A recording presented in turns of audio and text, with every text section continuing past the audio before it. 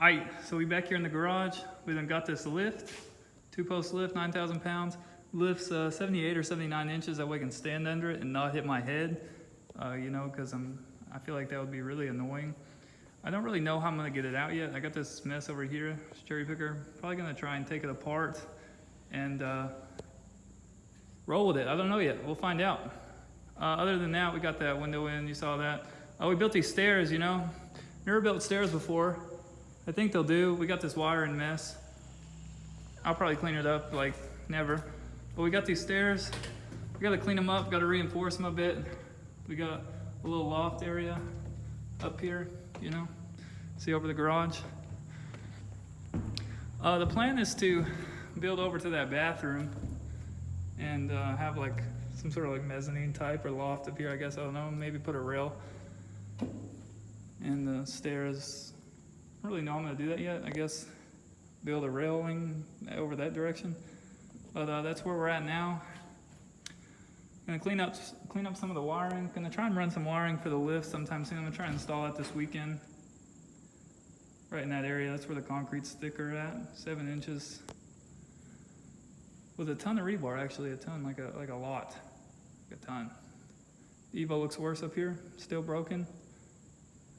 That's where we stand right now. I got a whole mess in here, but I guess that's how it goes.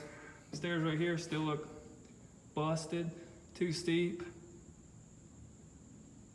built wrong. You know how we do. The good enough garage. Hold on. At the good enough garage. This is gonna be the Titan lift. It's the 9,000 pound, 79 inch max lift, 2-post. I'm gonna do a quick like unwrapping and then not so much an install video, but just checking it out, and then I'll post up a few videos of it up and running and working and give a quick review on it, because I did drive about 4 hours one way to get this, and I think it's gonna work out great for me. It should lift my truck and all the cars. It's gonna be mounted right here where it's sitting, pretty much 7 inches of concrete with a ton of rebar. But I'm gonna get this thing unwrapped. We're gonna check it out. Here's how they packaged it. They loaded it with a forklift, and it looks like they bolted it to the lift itself, and they built this nice cage, which really works for it. Works for me.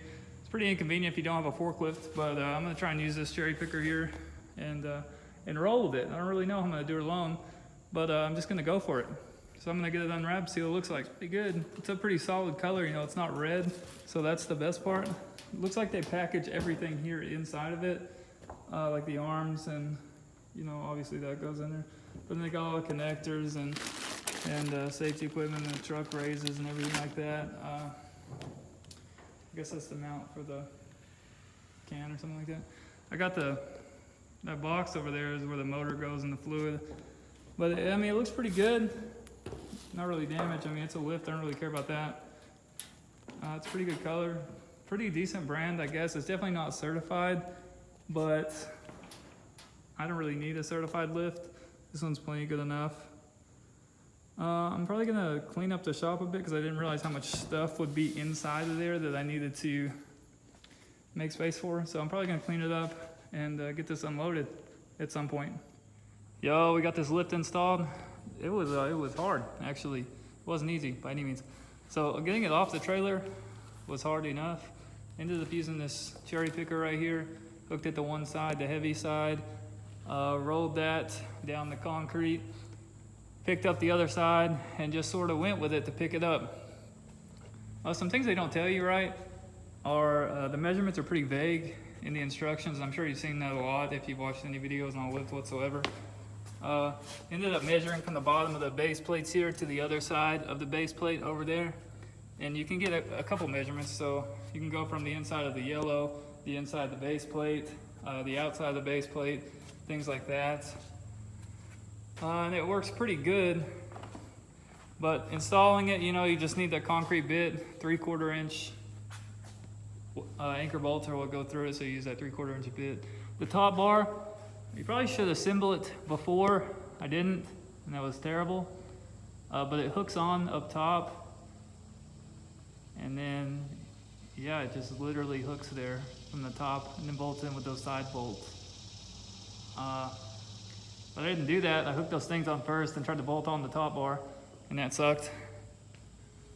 But I mean, this is probably, I think it's a little over 12 feet tall. My ceiling's 14 on the sides, plenty of room. And this lift specifically goes 79 inches to the bottom of the pads right there. And so there should be plenty of room, you know. It'll hit the top bar before it hits the ceiling or the truss or something. This is it right now. Hope to get it wired in. It's bolted down, anchored down. I need to attach all the other things. Like, I got some instructions, got some pulleys, you know, got some water. There's things like that. And just gotta get it hooked up. Gotta get the motor on. That's where we stand right now.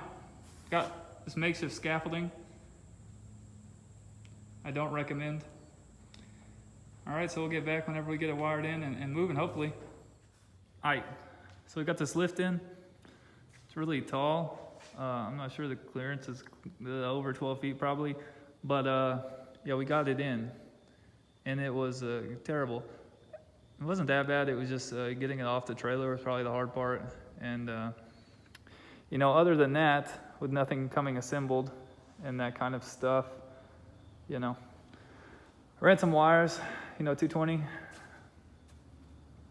and it's pretty simple. You just click that button and it goes up, and then you pull that knob and it comes down, and then it's got a little switch to where if it hits that bar, it turns off. And then try not hit the bar. But this is what it looks like installed. Car is not centered, you know, but why would it be? Car's also busted. But yeah, here it is. I guess I'll take a video of this car going up real quick. For the wiring, I pulled it out, but you know, you run 2 hots to it and then 1 ground. It's a 10-3 wire, I believe. And then I just got it ran along the ceiling over there somewhere. And it goes into the box. You know, you have 1 ground, and you use the black and the white wire to run it to hot. You should probably tape the white wire, let people know it's hot. I didn't, because I mean, it's hooked to a hot, so I imagine it's hot. Anyways, I'm gonna take a video of it going up and down.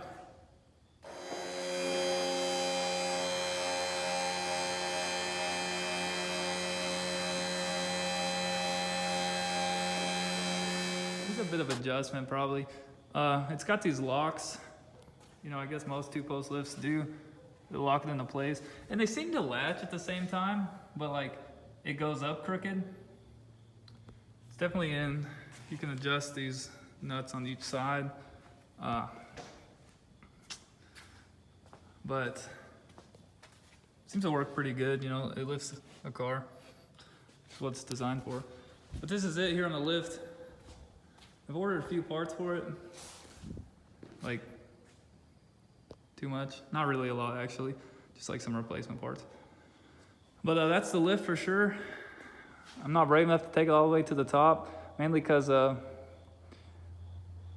don't want to die. But it's all good. Ain't no thing. Works pretty good. Gotta figure out how to get it not crooked. I mean, it ain't crooked right now, but it kind of is. I don't know.